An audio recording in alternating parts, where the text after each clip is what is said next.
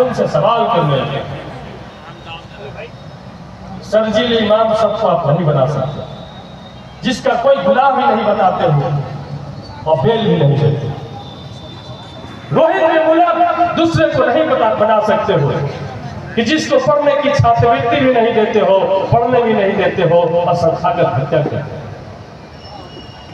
इसीलिए अब वक्त आ गया है कि हम सब लोग को एक हाथ पकड़ करके एक साथ चलने का है, सामाजिक स्तर पे एक साथ उठने बैठने का है। और दुनिया का शायद अम्बेडकर संघर्ष मोर्चा का एक पहला मंच है कि जहां पर सतीश दास का जो भूख हड़ताल जो सजाद नमानी साहब करवाते हैं, सतीश दास का पिया हुआ जो जूस है उसको सज्जाद नुमानी साहब उस झूठे गिलास को उसी रूप में पीने का काम करते हैं। शायद ये कोई शंकराचार्य नहीं कर सकता, शायद ये बीजेपी आरएसएस का आदमी कोई नहीं कर सकता। उनके यहाँ दलितों के यहाँ भोजन भी करने जाते हैं तो 5 स्टार से बन के आ जाते और सैनिटाइजर लगा करके भोजन करना शुरू करते हैं।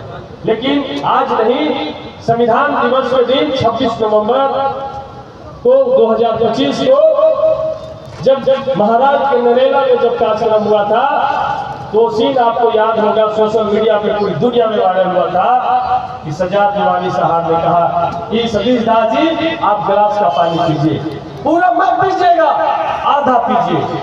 मुझे लगा कि भाई इतने सीनियर लोग साथी बोल रहे हैं, आधा मैंने पानी पिया, फिर टेबल पे रखने जा रहे थे तो बोले टेबल पे मत रखिएगा, मेरे हाथ में।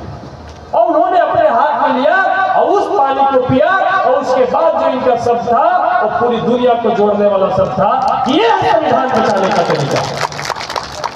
इन्होंने कहा कि भले ही आप मनुस्मृति को भला बुरा कहते हो, लेकिन आज भी किसी न किसी रूप में मनुस्मृति को तुम मानते हो।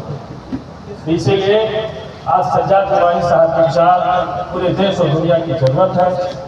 आज अम्बेडकर साहब के विचार पूरे देश और दुनिया की जरूरत है। तो आज अम्बेडकर साहब ने गंगा जल की तहजीब, ये भारत के संविधान को जो सेकुलर राष्ट्र बनाया है, जो सबके लिए बनाया है, इसको बचाने की लड़ाई हम सबको लड़ना है।